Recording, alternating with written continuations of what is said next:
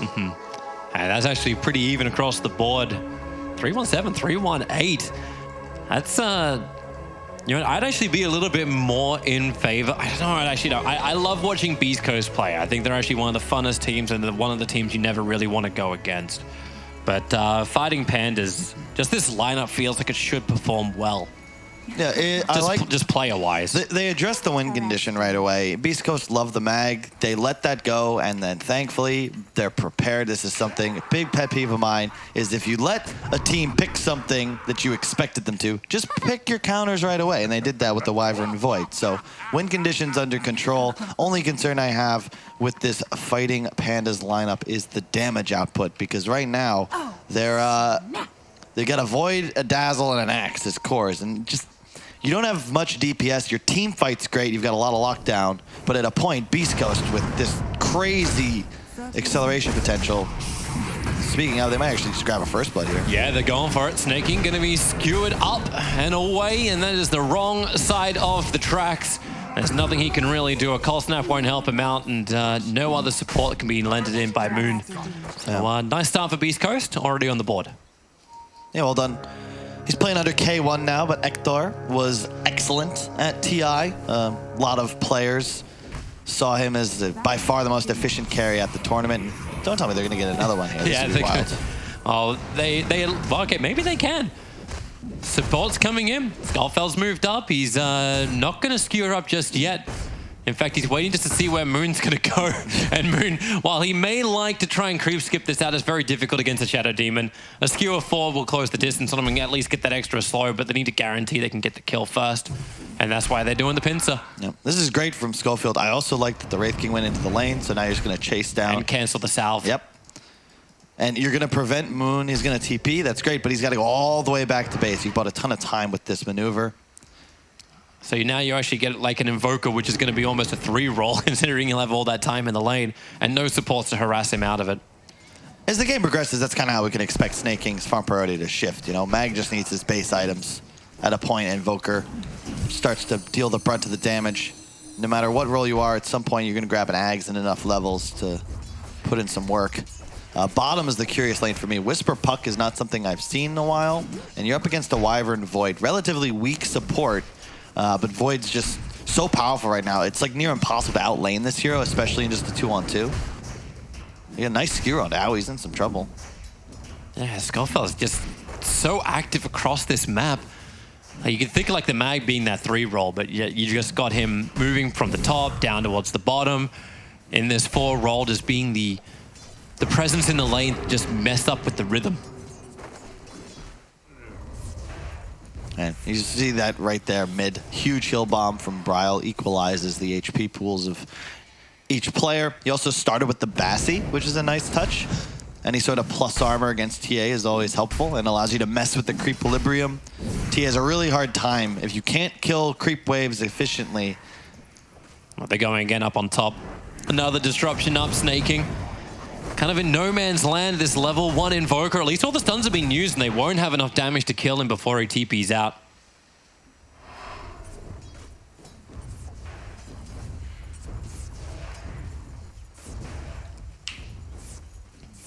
But still a nice start, either way. Only 1 kill on the board. I think a lot of this will probably change up though, like once Templar Assassin starts having an influence. Can Chris actually rotate off the map, and is he the one we look towards? No, I think we're going to have to look to Whisper this time, which is not like the ideal setup for Beast Coast in a sense. They did best at TI when Chris Luck was on these super aggressive mid-heroes. You know, you play this Slark and play enemy jungle from 6 minutes onwards. I think as TA, he's going to have a tough time doing that, especially with the crazy wave clear potential of a Dazzle mid. Like, anytime he wants to shove a wave, he just spams a heal, and that's that. So, you know, your Wraith King is just going to be farming. It's got to be the Puck and the Mag that try and make things happen. My God, Moon. It feels like he's trying to be so aggressive. He's getting disrupted up and diving underneath tier 1 towers to try and chase down Stinger. The upside is the fact that Stinger is out of mana. Dire, or Beast Coast, doing pretty well in the laning phase this far. Big deny advantage in the side lanes. It's going to be a slow game, at least for the first 10 minutes or so. We've got a Void strat versus a Mag lineup. not really conducive to a ton of early action. Neither side with one of those 4 positions that's incredible, like good at, you don't have a roamer, right? There was a meta in the past, you'd see an Earth Spirit or a Tusk in effectively every single game, but things have changed. It's a lot more about lane control and these 4 positions that provide higher impact as the game continues. As opposed for the moment, which is like, okay, let's just farm up. Let's get back to our stacks. Let's get back to our lanes. But does that really kind of work better? Okay, well, K1 can get chipped up a little bit up on the top lane. Disruption from Stinger will help saving him, even with Skullfeld running away from the fight on bottom. Such a cool combination, the Cold Snap plus Battle Hunger. It's always proccing the stun off cooldown. It's really easy to chase and catch. The big issue for the Pandas right now is bottom lane. You can see Envy 13 and 5, the Puck's 20 and 12. And this is just a product of the super high base damage. Puck has 83 damage right now with just a null and a crown. And not many offlaners can actually out-harass a Void like Whisper's doing. He actually joined it down following the line of Eternal Envy's jump. I thought for a moment the Skullfeld was going to get like a little bit of extra control. But another thing to just be careful of, where Envy can't just guarantee himself an exit strategy with the time walk when that rift is up for Whisper, and he has put at least 1 point into it, so a 2-second window against the Void. And it's magical damage, so AUI won't save that. But top lane, under the tier 1 tower, K1, the Battle Hunger is ticking him down.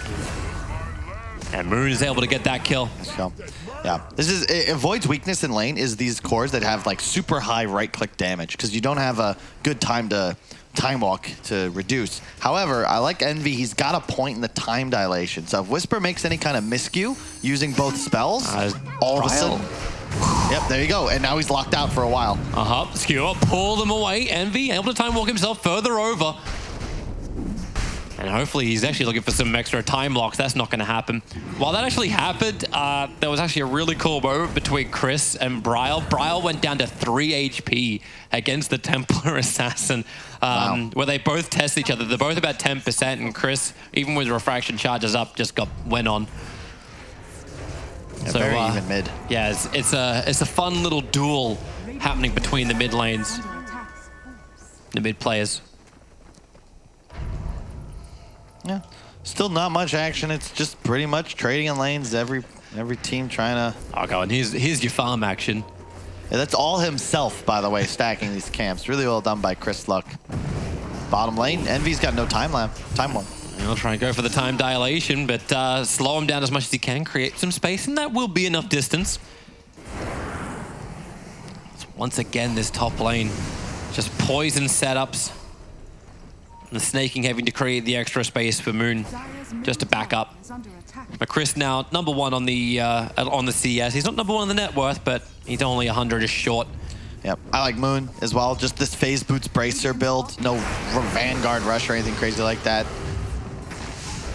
Means that he can just go toe-to-toe. You actually have more base damage than the Wraith King up here. So even when it's a one-on-one, you don't necessarily need to be tanking creeps to be farming efficiently. You can lane like a traditional offlaner.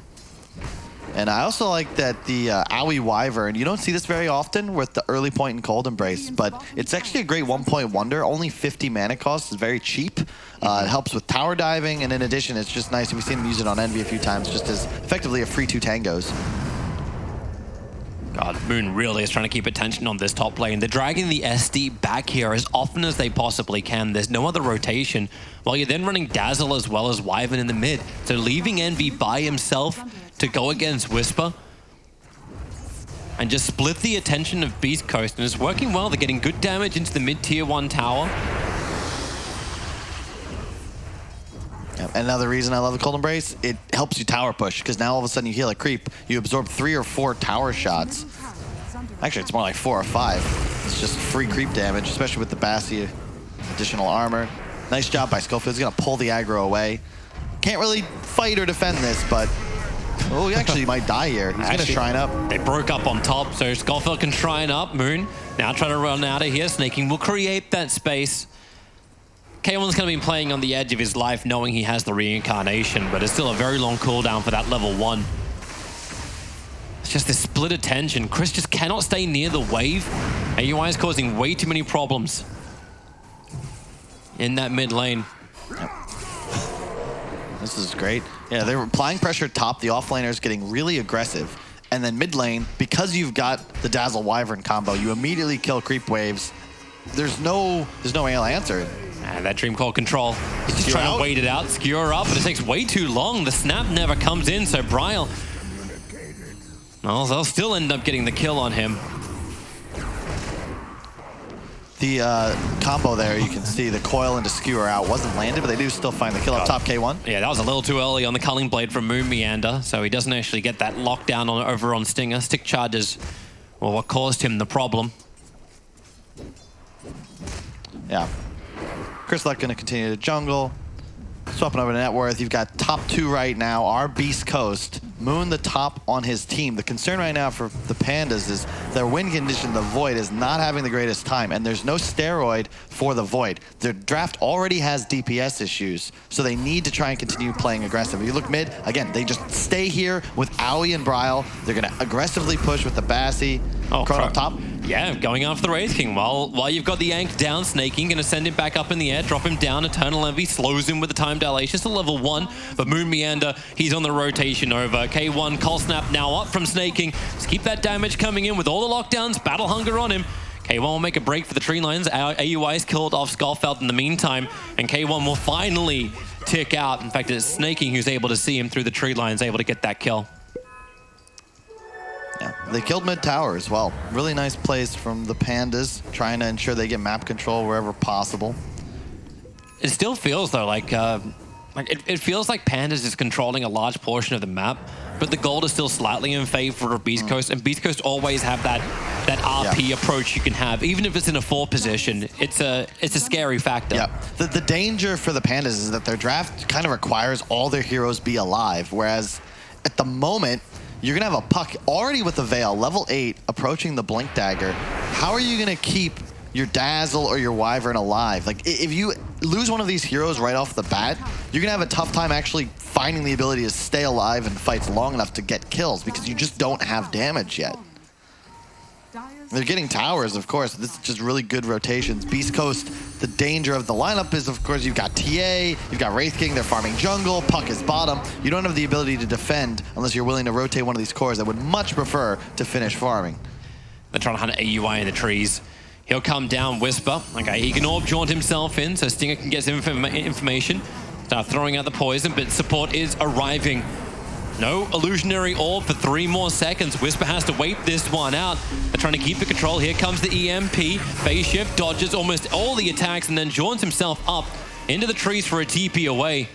Stinger will be nearby, and Bryle might be able to at least mop him up as AUI, and he's still so low. Moon will finish the job on Stinger. No one can reach that Wyvern.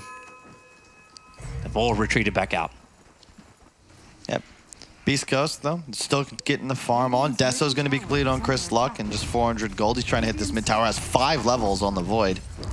You got, what, Deso on him. You've got the Midas for K1. You've got the insane farming rate that comes with the level 3 in power. But you can look at the net worth. It kind of tells you the tale of how this game's going to go. You've got 3 super fat cores on Beast Coast. Their supports really just, they're purely here in a support capacity. However, Pandas, their whole draft has high impact in the game as it continues and in fights right now. But it's about ensuring that they can utilize this buddy system, save each other, and bait out the RP, live through the coil, and then eventually turn things around and get on top of the TA. Feels like such a hard ask though, especially when you leave Moon behind. Stinger just starts purging him up. Moon has no real support nearby. They're now arriving over on the river, but it also bought time for Chris Luck to get his own rotation in. And with the stuns, they just got to hold Moon in position. Great tornado, creates some more space, and the Axe Call. No abilities to get the instant nuke, but Chris Luck, oh, the Chronosphere, Eternal Envy. Bryle's going to barely survive. No, the poison from Stinger is able to reach him up the hill, the same place Whisper jaunts himself over to, back under Shrine. The Pandas feeling a little bit safer, but Beast Coast arriving in numbers, trying to pick off the stray sheep. Yep. So far, so good, really. You've got 3 towers as Pandas against 0 thus far, picked up by Beast Coast. I don't know, the stats curious as to what they are. I'm sure Alan would know, but when you kill 3 towers to enemy 0, your win percentage has got to be something like 70-80% across Dota history. However, you still have the lead with Beast Coast. Fighting Pandas had to get this kind of map control early because the nature of their draft. They're going to be able to win this early game, but you're going to hit a peak with Beast Coast when you finally have these core items up online, like the Blink Deso and the Wraith King TA combo. All of a sudden with Radiance, like they just farm so much faster. They do so much more damage. Towers fall, jungle falls. You really only can afford to lose maybe one fight as the Pandas before your chances start to dwindle. And they're going to need to take their foot off the gas just a little bit when Beast Coast hits the timing, but for now, so far so good. You got a Vanguard up on Moon. He's gonna go for the Blink next, like this. Almost survived thanks to this itemization. Mid. Smoke breaks. Skullfeld just able to skewer himself up the hill, trying to get away. Snaking's right behind. Moon catches up, and Skullfeld burns out, and even Culling Blade him down. But this is a full position you're killing off. Meanwhile, Beast Coast, they're very well spread out across the map, keeping all the lanes pushed in. Even SD's getting a free top lane at the moment. A lot of space for these supports to start catching up. Yep. Whisper, 200 gold from the Blink. We'll have the Dagon queued up after, which I believe is the right choice here. It's all about bursting down the Wyvern, the Dazzle, the Invoker. One of these squishy backliners. You're not really trying to do anything else. You might try and set up on Bryle here. Love the warding from Owie. If you look, they've got 3 wards really nicely placed, giving tons of deep vision. And Beast Coast, these are the areas of the map they're going to be looked at playing around because their cores are still just trying to farm. Really good TA traps in mid. Makes it difficult for the Pandas to get in close. Moon gonna go for the call. He's not pulling anyone further away for the moment. Tornado, EMP. Be nice over on Scorfeld, but a quick skewer up the hill and a little bit further away. Snaking, nice cold embrace, protecting from the meld strike. Ooh. Culling Blade's just a fraction of a second too early. Looks like Curse is also out, so TA can't keep that chase going onto Snaking, but Scorfeld, with the battle hunger up, wants to deny himself to the Black Dragons. Moon will not allow him to reach his target. Bottom, they got Bryle. Oh, that's a big pickup. Especially if it's coming on Whisper. Just accelerate these item progressions. Has to commit the Dream Call. And there's your Grave. You can be careful of the timing of the TP. Moon's going to arrive as well. Here is Stinger. And Brawl still wants to keep running out this one. The banishment is there. So he won't be able to just run away from the physical damage. But it's still, at this point, that one trade-off. Can Stinger get away from both Snaking as well as Moon? Running to the side. AUI is nearby, so he can help out if he needs to. And there it is. There's the slow. Pulling back in again.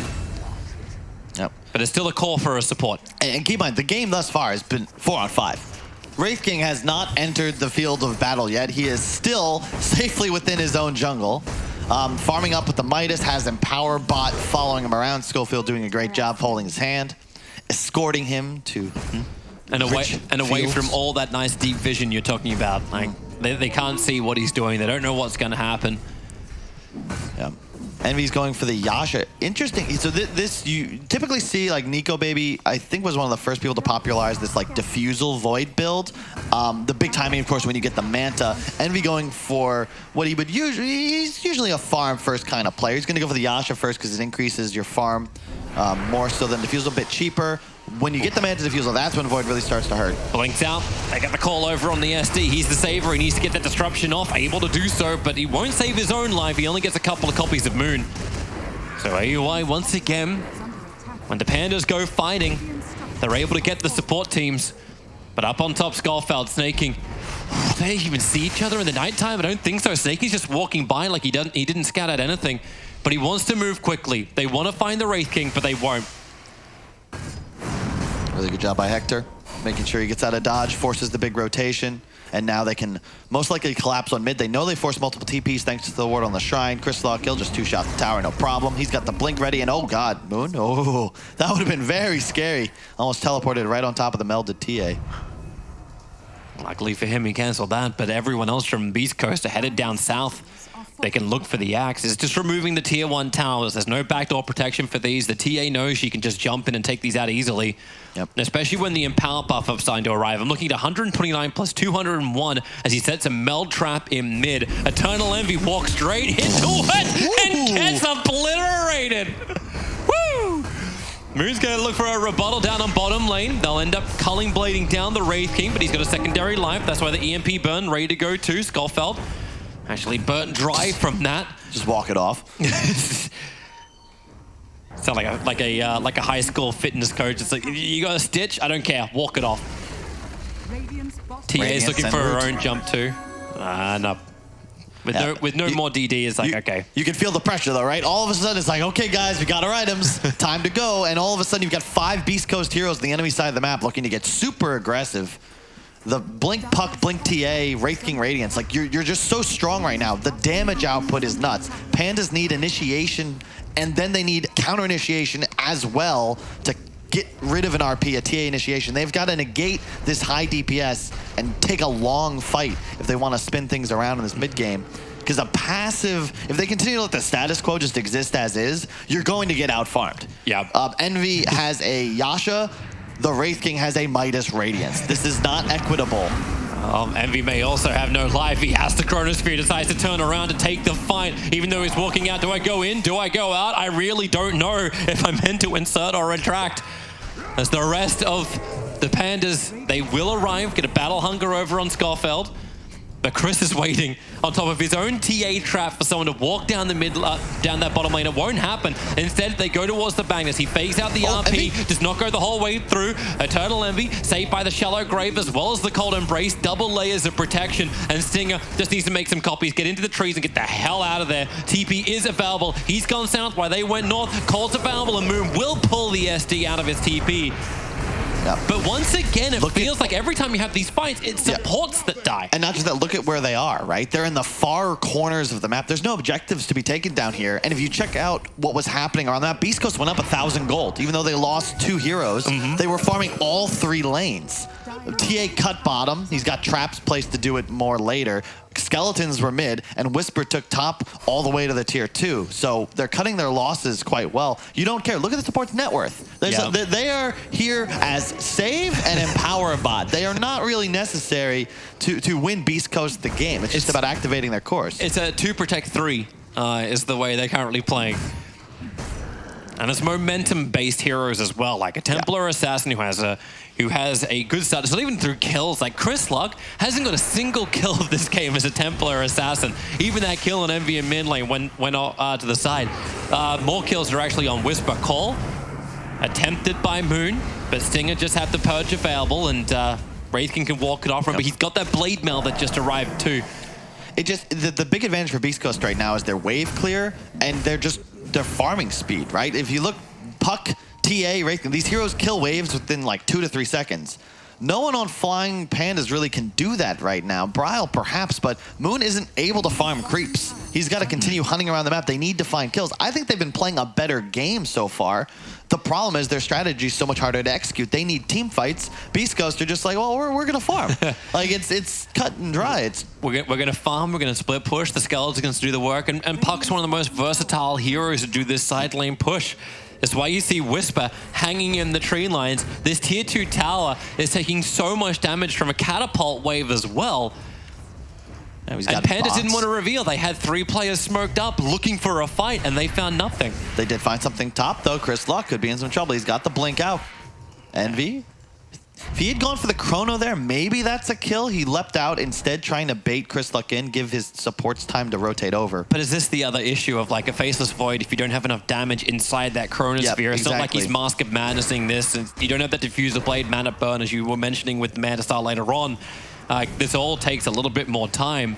And now you've got BTs over on Whisper, so support can come pretty quickly to save. Chris Luck begins his TP out. Envy would have had to blind Chrono to cancel that. The spidey senses of Beast Coast, man, they have been paying off. Multiple scary escapes. Might have been a kill. I'm like, just watching so Whisper, spooky. like living on the edge. Yeah. This Invoker just constantly running around Ghostwalk, 464 MS. Snaking, looking to try and find some kind of opening. But you can see Beast Coast, they understand their strategy. It's just chill. Wait for the opportunity when you get the big items up online, like the Blink Mag and the BKB TA that were just completed. You're going to have a Blade Mail now on K1. He's actually going for the Shadow Blade next. I love that. It's all about finding the initiation, right? You get those burst kills on the back line. They want to fight.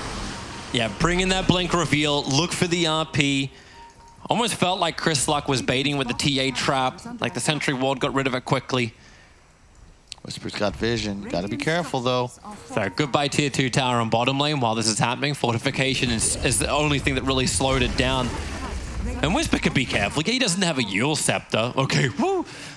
But he has great ways to continuously nuke the wave, so the pushing from Pandas doesn't exist. Again, it's another 1,000 gold up now for Beast Coast. Their advantage is going to continue to increase if the Pandas can't find fights. And now the tier 2 tower. You've got a fight, but it's not the one you want to have. The bottom's in their tier 3. They need a fight, but Beast Coast are just farming all the lanes. And if you want to try and make a move mid now, Puck's ready to TP. Oh, he blinks away from the call. Quick fingers. Always handy.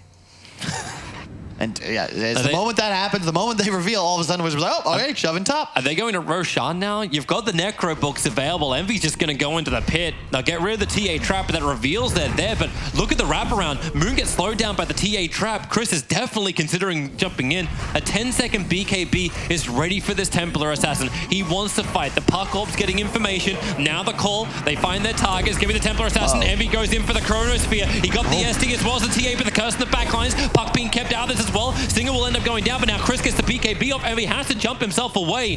So the SD does fall. What else is left? A dream call from Whisper. That'll do it. Null Strike jumping forward. Faces Void protected for the moment by the cold embrace. And Moon meander while that BKB is down. He gets the call off. They're locking down Chris Luck. He needs to get himself further away while Dazzle will end up falling down. The bigger kill is there with Chris going down to the Culling Blade. And Eternal Envy, he wants more. Looking for the time locks. Moon will hold him in a better way by calling down the magnets. So Skullfield is gone and K1 is on the run. Reincarnation is available. Did anyone bring detection? He's just out of range of that sentry ward. Now he's back in range and gonna start fighting up, turning to a battle, but that won't really work. Moon will just get the call and the Culling Blade. No, hang on, wait for it. Here comes Whisper with the orb through. Have they got enough damage? Wyvern dropping down very low. AUI trying to play the tree lines, but Whisper actually picking up Bryle and they keep going through, but Moon turning the fight around, working with Eternal Envy to bring down K1 through the Ank.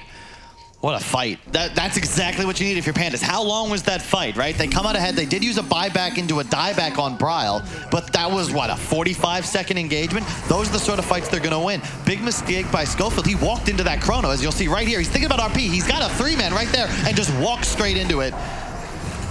TA gets the BKB off, but he's already out of mana, and now this entire duration is just squandered. We have more fighting, so hang on. Back to live action. Yes, Stinger trapped in the tree lines. Snaking's very happy he picked up that Spirit Vessel before the fight. He actually keeps getting a couple of charges here and there, but now Dream Coil is out, and you start to beg the question, is Moon's life worth 780 gold worth the death of Stinger? Especially when Roshan now becomes a possibility for them, but they need Wraith King up. Taking a little longer, but the chase is on from Whisper.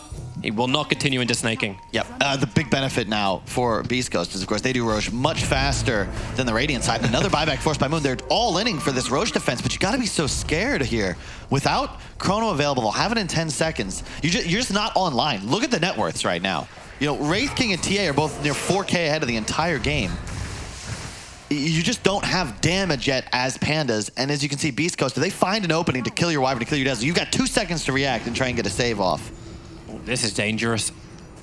They're really thinking about doing a Roshan. Yeah, you got Chrono. RP is up. The vision game feels a lot better at the moment for Beast Coast. They're putting down sentries. Okay, they need to get rid of the Observer, and Sentry is pulling Pandas out of the pit. But the bottom lane's arriving at the tier 3 tower. They're still being pressured on the side lanes. They're hunting them like wolves right now, smoke up, blink away, into the trees. Look at the pincer. All these Beast Coast players. Wow, they still get the curse off.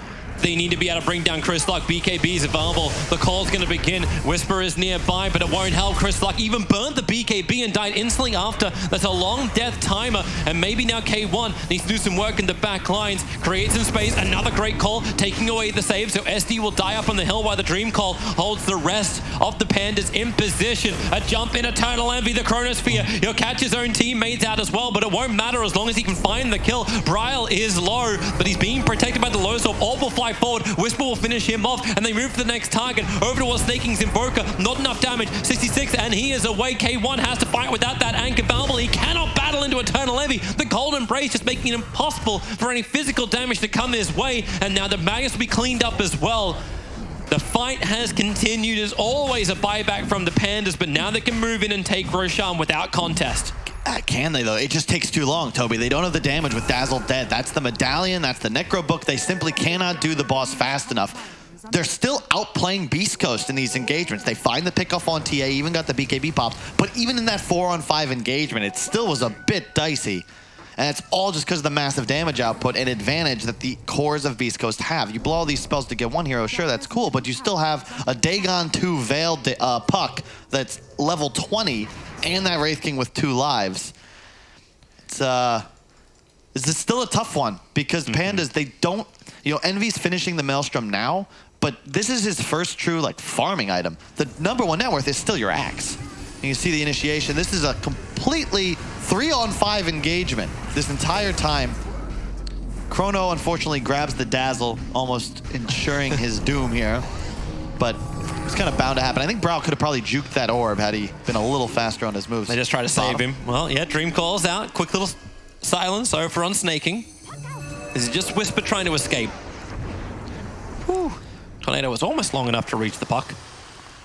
Yep, and keep in mind, this is a puck with the talents, right? You get the 15% spell amp at 15, and then the 9 seconds less on your silence cooldown. So he has an innate near 10% spell amp from his intelligence bonus, and then 15% on top of that. So heroes, specifically Owie, has got to be very careful. He can effectively get 100 to 0'd if he gets veiled up and then puck bombed. I want to keep an eye out for that one because AUI feels to be one of the biggest savers for Eternal Envy. And it's similar to the games we saw yesterday, right? I can't remember who it was. They were losing, but they had the Lycan. They ended up getting a Rax like 20k down because they just have so much raw physical damage output. That's the disadvantage for the Pandas lineup. They've got to keep winning fights. The moment you lose 2 heroes, Roche is dead, all tier 2s are dead, and you're 1 mistake away from losing Rax. Interesting to actually get that up now. So a Silver Edge has arrived in for K1. Trying to work out exactly who, like, is he wanting to try and mess with? I think, I'm surprised he didn't go BKB first. I really think he wants that BKB, but... It's coming next, so he's prioritized Silver Edge for something. Yeah, and all 4 bounty runes on this spawn are going to go the way of Beast Coast. It's just, you can't fight them without the vision advantage, and they did a really good job on Pandas. They forced a fight around the Roche pit where they had 3 wards. They don't have that vision advantage any longer, so they cannot play as aggressively, make 1 misstep, somebody's just getting burst down. And Beast Coast, they're still, look at how they're spread around the map. 5 heroes all in different places, whereas Pandas have to kind of consolidate their forces around this mid lane, because anybody caught alone just might die to any 2 cores. I love how much Stinger is just living life on the edge. Like he's in blink range of Moon, but he's acting like he doesn't have to care. Eternal Envy's now going to begin Roshan. Snaking's right next to him to give him that alacrity buff up. But the scan's already out from the Dire. They know what's happening. They still have their own observers and sentries that give them the security that the Magnus is not being watched.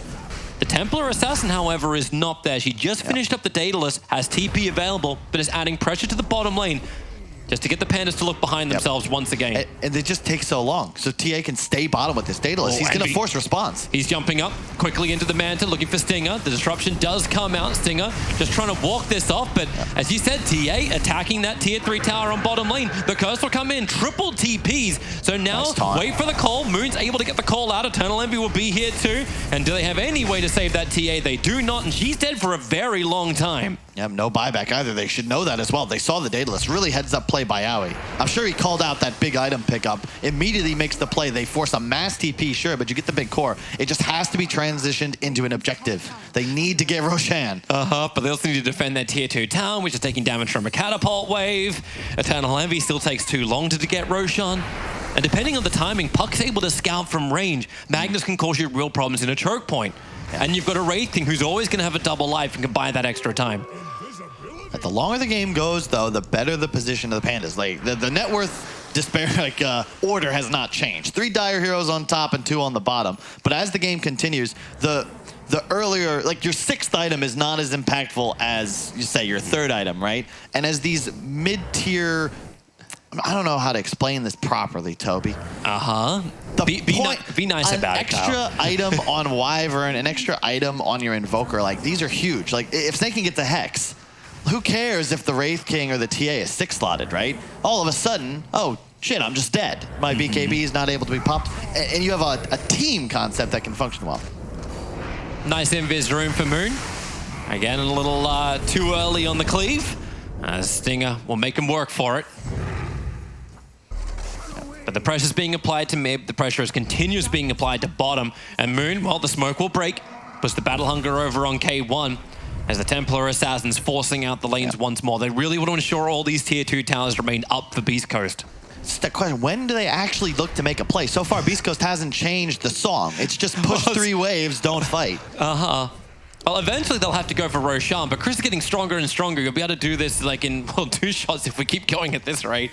But their plays always seem to be right too. Like it's avoid the fights, never give the Pandas what they want, always push in the side lanes, force Pandas into a position where it's never a fight, it's always a trade. And now they look back towards Roshan. Yep, Chris sees it. K1 goes for the initial stun. Schofield, he could blink and skewer back. But man, I actually haven't seen him do any level of initiation in a very long time. You can't go for the axe. Look at Moon's item build. 2,300 HP and near 45 armor. Oh, he's trying to dodge the tornado and the sunstrike, and he's going to miss everything snaking. Now they're in trouble. These are the heroes you want to go for if you're Beast Coast. They smell blood. Yep. TA's just started Roshan as well, so you're splitting everything. All the focus is changing. So there's the Dream Call, as well as the Dagon, almost, and there it is, popping AUI down. Snaking being trapped up, the buyback will come in quickly. He can TP over towards the shrine. TA is still doing Roshan while all this is going on. Magnus trying to get that RP off, but he just can't get it down. And the jump forward, it still feels like this is smoke and mirrors. Chris Luck is the Aegis Immortal. Wraith King just wants to get the hell out of here. Snaking is down once again, and maybe now with the invis, K1 can walk it off. Chris has now arrived to the fight. Bryle, he has to stay invis. The glimmer is gonna wear off. There's your call. They have the control of the Chronosphere. It didn't catch K1, but it will be able to at least break that Aegis Immortal of the Templar Assassin. Time delayed everybody up. The Shallow Grave, a quick push away. AUI, he's gonna be able to survive through all of this, and K1 will finally be brought down, but don't worry, there's more lives where that came from. He'll have to turn around to attack his teammate, only because of the curse out. Moon, uncertain if he really wants to be here. The BKB up for Chris Luck. Rune spawned. And they're getting the hell out, so yeah, back over to the 35-minute runes and we'll re-enter the status quo. It's so painful because you feel like Beast Coast, they're making all these crazy plays, the grave saves, the embraces, always surviving with 10 HP, then getting a sick Wyvern ulti to ensure the TA Wraith King couldn't chase, but all Puck had to do was use his spells twice. He got 2 kills and forced a buyback. They just do so much more damage. Now there's no Aegis any longer, but you just feel like Pandas, like how much longer can they keep extending the action? It just feels so crazy. Like you take a minute and a half of that fight Beast Coast without your Templar Assassin, but now you give it a bigger shot. Shadow Demon was the first one the Pandas want to go on to. But now they want to get out there. Whisper, he just hunts AUI into the corner with no buyback available. Moon and Envy still thinking about fighting, jumping in after Schofield. They have the stun from K1 to create the space. Eternal Envy, Time Walk comes back off cooldown so he can jump himself away, but Whisper still hanging around. His Dagon's also coming back off cooldown, as well as the Veil, so the pop damage is available. Dazzle is nearby. Chris with the Maelstrike. Bryle, he has to self-grave, but Whisper, he's ready to go for his own jump into the back lines. Orbing forward, Snaking is gone with the TA traps. Bryle will tick out anyway. In fact, he just crit him down from K1. And they are not done yet. Moon's up on the hill. Support needs to arrive here from Snaking. A Deafening Blast trying to create space for Axe. One charges will not allow him to survive. These Dagons just coming thick and fast. That could just be game. That's the one fight. Beast Coast has been waiting. 37 minutes it took, but all of a sudden... You got Axe and Void who can buy back. Axe just committed his... And here comes Moon, in for the blink call. There's a lot of units around him with the Sunstrike, having enough damage to get through that Templar Assassin with his low sword protecting him. Chris Luck needs some distance, and there's Envy. He goes for the jump. They'll actually bring down the Templar Assassin. The ranks are still intact, so they may be able to defend Whisper. Well, that's a loud shout into the ear of Moon Meander, killing him off. As Faceless Void still needs that time to wait out the Dream Coil of Whisper. Wraith King wants to finish the job. Now TA commits the buyback available. They want to try and get him through this mid-ranks. Finish the job now. Axe has no buyback available. The curse is out. K1 has no other choice out beating to his teammate. But Stinger, the Chronosphere from Envy. He'll catch 3, but who's he hitting? Which one's a real one? He has no idea. Whisper will finally come back out, and there's a big whiff of a time.